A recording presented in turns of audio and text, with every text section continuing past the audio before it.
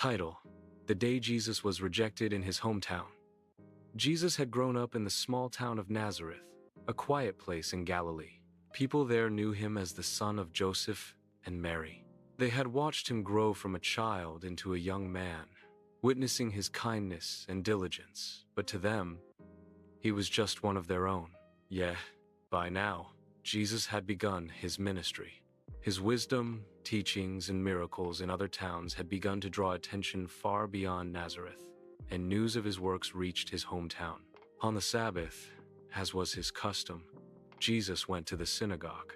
The synagogue was the heart of Jewish community life, where people gathered to pray, read scripture, and discuss God's law. That day, the scroll of the prophet Isaiah was handed to him. He unrolled it carefully, and all eyes turned to him. In a calm, authoritative voice, Jesus read, "The Spirit of the Lord is upon me, because he has anointed me to proclaim good news to the poor.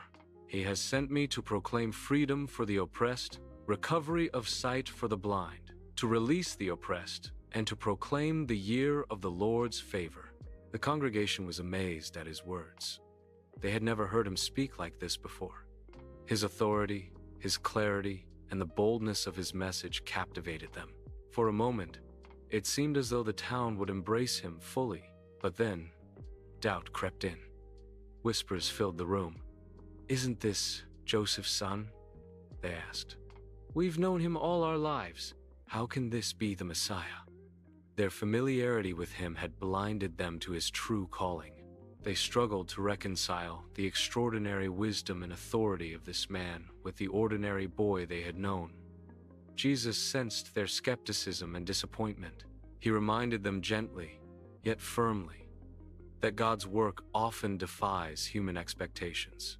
He spoke of Elijah, who helped a widow in Zarephath, and Elisha, who healed Naaman, the Syrian acts of God's mercy, done for outsiders, not just the people of Israel. His message was clear.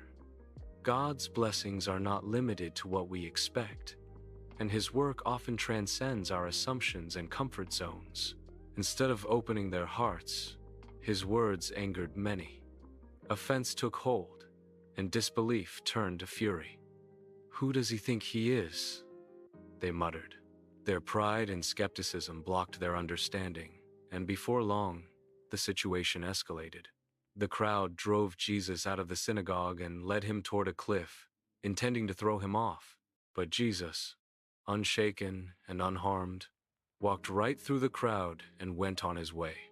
This moment was a powerful lesson for everyone who witnessed it, and for all of us today. Even the wisest, most compassionate, and holiest can face rejection from those who know them best. Familiarity can blind people to greatness, and fear or pride can lead hearts to resist the truth. Yet Jesus continued his mission, showing that rejection does not define one's purpose or God's plan. In Nazareth, Jesus' words and the reaction of the people serve as a timeless reminder. Following God requires courage, perseverance, and trust, even in the face of skepticism and opposition. His story challenges us to open our hearts to truth, even when it comes from unexpected sources, and to embrace God's plan, which often surpasses human understanding.